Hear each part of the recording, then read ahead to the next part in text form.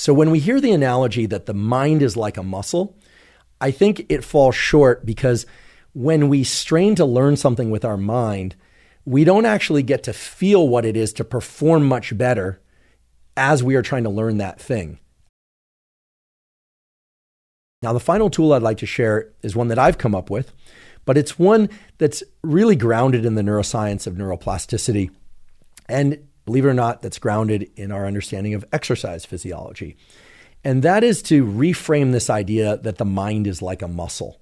I know we hear that over and over again. The mind is like a muscle. You exercise a muscle, it gets stronger.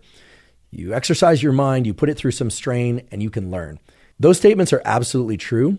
But this statement that the mind is like a muscle, that analogy falls short, I believe, in an important way that can lead a lot of people astray when they try and embrace growth mindset and the stress enhances performance mindset. And the reason I say that is the following. Exercise with weights or resistance training of any kind, whether or not it's body weight or machines or free weights, has an incredible property to it in that it increases blood flow to the muscles that we're training. Right? This is something that really distinguishes resistance training from other forms of training like long distance running. When we train our muscles with resistance, the blood flow into that muscle, the so-called pump, gives us a sort of a hint or a window of the growth of that muscle that is likely to occur if we allow that muscle to recover after that resistance training. In other words, resistance training provides us a kind of hint of the results we are likely to get. So when we hear the analogy that the mind is like a muscle, I think it falls short because when we strain to learn something with our mind, we don't actually get to feel what it is to perform much better as we are trying to learn that thing. Actually, quite the contrary. In fact, much of what we've been talking about today is the fact that the stress and strain and the disappointment that is so reflexively felt when we look at our diminished performance as we're trying to learn is actually the trigger for invoking the learning itself. So what I'm saying here is that it is not the case that when we go in to learn a language or a new skill or mathematics or something new, that for a moment we are fluent or partially fluent, and then we lose that ability when we walk out of the classroom or the tutorial.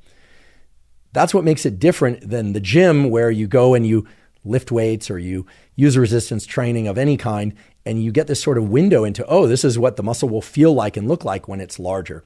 So the mind is like a muscle analogy sort of works in the sense that if you properly stress a muscle using resistance training, and then you give it an adequate amount of time to recover, it indeed will get bigger and stronger. And it is true that when you go in to try and learn something, if you provide the adequate stress, which is hitting that point where you're not understanding the information, it's not sinking in, and you give yourself some time to recover, which requires sleep, by the way, then you'll learn that new information over time. But where the mind is like a muscle analogy really falls away, I believe, is that the mind is not like a muscle because you don't actually get to experience the good growth that you're seeking as you're trying to learn it. Rather, everything we've been talking about today is about learning how to experience the strain of trying to learn, the agitation of trying to learn as the learning process itself, and understanding that while you might feel back on your heels a little or a lot during that process, that you might, and in fact very likely, are going to experience all the category of things that go along with stress, elevated heart rate, frustration, maybe even a little headache or strain, difficulty maintaining focus, etc. That if you understand that all of those things are actually creating the specific neurochemical and neural circuit conditions to invoke learning, well, then that learning will occur. So in some ways, a better analogy would be if it were the case that when you do resistance training, that your muscles actually got smaller during the training and then rebounded to being even bigger than they were prior to the training, that would be the appropriate analogy for the mind is like a muscle. I say all this because, yes, adopting a growth mindset is incredibly valuable. Adopting a stress can enhance performance mindset is incredibly valuable. And even more valuable is combining those two mindsets because they do indeed improve performance synergistically.